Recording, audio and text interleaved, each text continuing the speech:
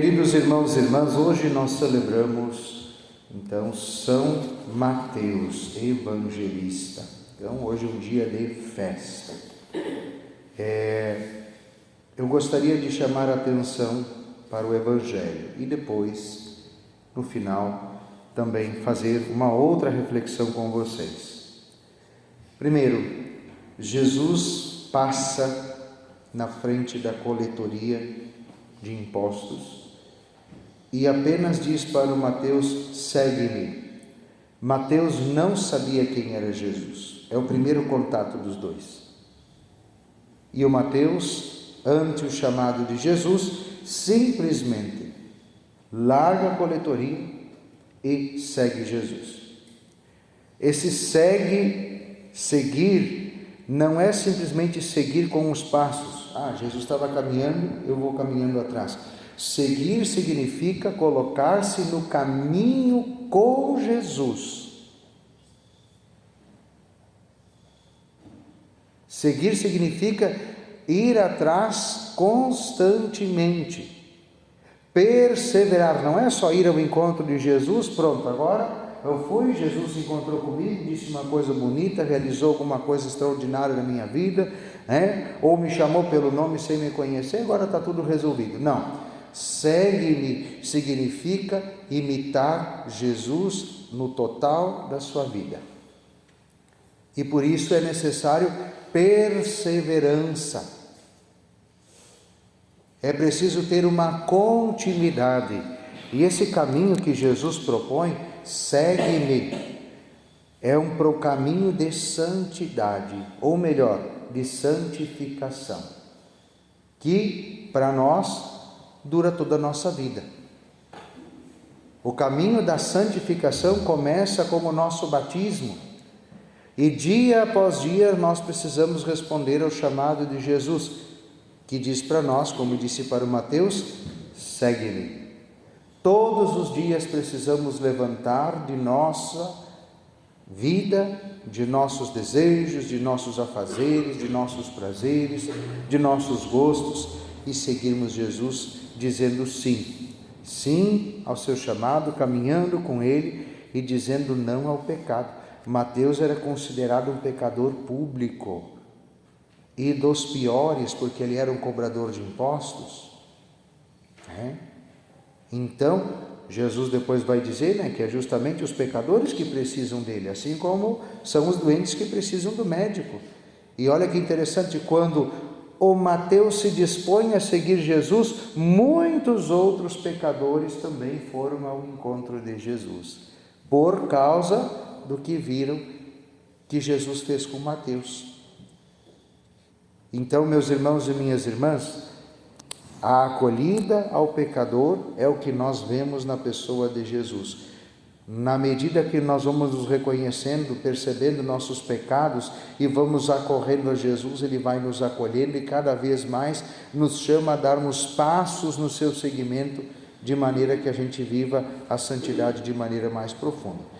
Claro, eu estou dizendo santidade, mas já falei muitas vezes e pressuponho que todo mundo já sabe que o que é a santidade? É a caminhada para o céu.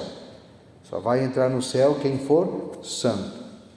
E a santidade justamente significa isso: superar os vícios e praticar as virtudes. O vício e a virtude são opostos. O vício é o hábito constante de se fazer o mal, repetidamente. A virtude é o oposto, é o hábito de se fazer um bem constantemente, repetidamente. Então, nós poderíamos fazer umas noites catequéticas, talvez, aonde nós vamos trabalhar os vícios e as virtudes. Os 7 pecados capitais têm também 7 virtudes opostas, aonde na medida que nós vamos trabalhando as virtudes, vamos superando o pecado. Por exemplo, quando nós vamos trabalhando a nossa temperança, vamos vencendo a gula, e assim por diante. Então, daria para nós dizermos que os vícios correspondem com os pecados. E todo vício nos escraviza. Pode ver, qualquer pessoa que tenha algum vício, seja de qualquer coisa, ele é escravo. Porque por mais que ele queira, ele não consegue libertar-se do vício. E o pecado é assim, ele nos vicia. Uma vez que nós cometemos um pecado, o pecado vai estar sempre nos tentando para nós realizarmos ele de novo. Quando eu era mais jovem seminarista, eu já logo aprendi. É mais fácil lidar com a curiosidade do que lidar com a vontade.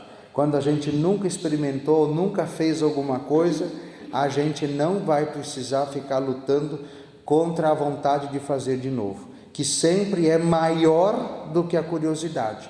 Então, enquanto nós conseguirmos lidar com a nossa curiosidade, nos mantendo afastados do vício e do pecado, mais fácil vai ser nós lidarmos com as tentações que o pecado nos oferece. E claro, na medida que nós vamos praticando a virtude, quanto mais nós perseveramos na virtude também, mais nós vamos perseverando e vamos nos tornando convictos e tranquilos em relação às tentações, porque a virtude também nos fortalece. E por isso, eu quero chamar a atenção, porque nós estamos na Semana Farroupilha, né? E que coisa boa, que coisa bonita, gosto muito, acho muito bom ser gaúcho, sermos rio-grandenses, sermos daqui, fazemos parte dessa história, né? Não é só para andar de bombacha por aí, não é só para aparecer porque é bonito, não é por causa disso, mas sim, o próprio hino rio-grandense nos ensina uma coisa. Olha o que diz a segunda estrofe do hino rio-grandense. Mas não basta para ser livre, ser forte, aguerrido e bravo. Para ser livre, não basta ser forte, aguerrido e bravo. Não, eu dou conta de vencer meus pecados. Eu dou conta de lidar com os meus vícios. Eu não preciso de ajuda. Esse é o grande problema de quem é viciado. Sei porque trabalhei junto com os dependentes químicos muito tempo. O grande problema de todo viciado é ele reconhecer que é viciado. Bebe até cair nas valetas. Não, mas eu só tomo uma cervejinha. Né? Fuma 4 carteiras de cigarro por dia, só fuma um cigarrinho. Né? Não, mas eu não sou viciado em celular, eu só olho uns videozinhos. 8 horas por dia. Bem assim. Então, sempre se acha forte. Não, eu sou forte, eu sou bravo, eu tenho... Não tem. Não basta para ser livre ser forte, aguerrido e bravo. Povo que não tem virtude, ou seja, prática constante do bem, acaba por ser escravo do vício, acaba por ser escravo do pecado. Se todos os dias de manhã o meu despertador toca e eu não levanto, para criar o hábito virtuoso de acordar no horário e dar conta daquilo que eu tenho para fazer, eu vou estar sendo levado pelo vício da preguiça, de ficar mais um pouco na cama e de depois vir aquela bola de neve que vai embolando o resto do meu dia até de noite. Dando um exemplo bem simples. Se eu não tenho a virtude da oração diária, logo eu estou sendo escravo do pecado, porque não mantenho a minha relação com Deus. Se eu não persevero na minha virtude de evitar o vício da fofoca, de falar bem, de rezar pelo outro, eu vou ficar falando mal, eu vou estar sendo escravo do vício. Então, povo que não tem virtude acaba por ser escravo. Ou tu vive constantemente fazendo bem e praticando o oposto do que é o vício, ou você vai ser escravo do vício. Ou você faz o oposto do que é o pecado e vive a santidade, não de vez em quando. De vez em quando eu rezo, de vez em quando eu vou na missa, de vez em quando eu faço um gesto de caridade, de vez em quando eu escuto alguma coisa sobre fé. Ou é uma virtude, ou eu estou sendo escravo de um vício. Simples assim. Muito simples. Portanto, gente, o viciado não é só aquele que usa droga, que fuma, O viciado somos todos nós que não conseguimos nos libertar da escravidão de algum pecado. E nós dizemos que queremos, mas continuamos voltando na mesma porcaria. Nós cometemos o pecado e depois nos arrependemos amargamente. E a gente diz, não, eu não vou mais, eu não quero mais, eu não vou fazer mais, eu não quero, eu odeio isso aqui. Quando a gente menos espera, está lá. Como diz o próprio São Paulo, como um cachorro volta ao próprio vômito. E é bem assim que acontece, não é? A gente vai lá, repugna o pecado, mas depois volta para ele. E aí a gente às vezes não consegue entender. Desculpa se hoje eu estou defendendo o pecador, foi o que Jesus fez no Evangelho. A gente vai lá lidar com o dependente químico e ele diz que ele não quer mais. Ele diz que ele não quer mais usar droga. Tu pergunta para o alcoólatra, depois que ele recuperou da ressaca, tu quer? Não, eu não quero mais beber. E no fundo ele está dizendo a verdade. Só que quando se apresenta a tentação, por causa da escravidão do vício, na primeira oportunidade ele cai. Na primeira ocasião ele cai. E tem vergonha, e se arrepende, e se esconde. Essa é a experiência que a gente tem. E meus irmãos e minhas irmãs, uma última coisa. Eu tenho insistido com vocês, e hoje eu repito. Nós somos constantemente tentados pelo demônio. Ele existe. E ele é medonho. Ele é esperto, ele é astuto. E vocês avaliam uma coisa. Vocês já se deram conta que quando nós estamos sob tentação, a gente parece que estabelece um diálogo, né? Parece que a gente escuta uma voz dentro da gente que diz assim, vamos lá, vamos fazer, vamos dizer, não sei o que. Sempre parece que tem alguém nos convidando para ir junto. E quando nós caímos no pecado, qual é que é a voz dentro da nossa cabeça? Olha o que eu fiz. O que eu fui fazer? O que eu fui dizer? Por que eu disse isto? Vamos fazer? Por que eu fiz? O inimigo nos agarra e nos convida para cometermos o pecado. E depois que nós pecamos, ele nos abandona e nos acusa. Olha o que tu fez. E aí tu se sente sozinho, tu se sente abandonado, tu se sente o último, tu se sente o pecador, tu se sente indigno de Jesus. E aí, meus irmãos e minhas irmãs, é que entra.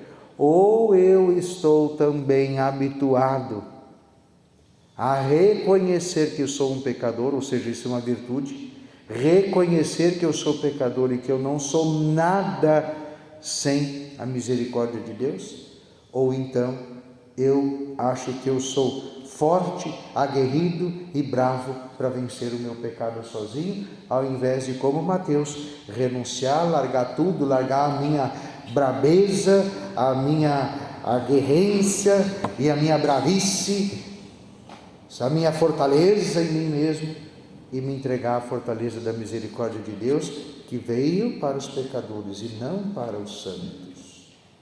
Ele veio para santificar os pecadores, ele veio para o doente. Enquanto o doente não reconhece que precisa do médico, continua sofrendo sozinho as suas enfermidades. A partir do momento que ele reconhece que precisa do médico, ele permite que alguém possa cuidar dele. Ele permite ser cuidado. Então, meus irmãos e minhas irmãs, como diz o próprio hino rio-grandense, mostremos valor, constância. Não pode ser de vez em quando eu rezo, de vez em quando eu vou na missa, de vez em quando eu leio a Bíblia, de vez em quando eu rezo um terço, de vez em quando eu leio a palavra, de vez em quando eu vou na igreja, de vez em quando eu me confesso, de vez em quando eu faço alguma caridade. Mostremos valor, constância nesta ímpia e injusta guerra que nós travamos, como diz São Paulo, não contra homens de carne e sangue, mas contra os espíritos malignos, contra o demônio, que nos convida e nos arrasta para o vício, mas precisamos nós nos fortalecermos na virtude para não cedermos à tentação. E que as nossas façanhas sirvam de modelo para toda a terra. É isso que nós olhamos para o Mateus hoje. Mateus era um pecador que venceu o vício, que venceu o pecado, que seguiu Jesus, e hoje ele é modelo para nós. Nós olhamos as façanhas que Mateus realizou. Estamos aqui e somos instruídos, e este ano, desde o início do ano litúrgico, nós estamos sendo instruídos pela façanha do Mateus, que escreveu o Evangelho para nós. Nesse ano lá nós lemos o Evangelho de Mateus. Que nós também testemunhemos a fé de tal maneira que a nossa vida de santidade seja também modelo para toda a terra, como todos os santos são para nós. Então vejam, num hino comum de alguém que compôs homenageando uma terra, uma revolução, os feitos humanos, nós encontramos uma profunda teologia. Não basta para ser livre do pecado, ser forte, aguerrido e bravo. Povo que não tem virtude, não vive a santidade constantemente, acaba por ser escravo do pecado e do vício. Mostremos nosso valor, nossa constância nessa ímpia e injusta guerra e sirvam nossas façanhas de modelo para toda a terra. São Mateus, rogai por nós. Louvado seja nosso Senhor Jesus Cristo, para sempre seja louvado.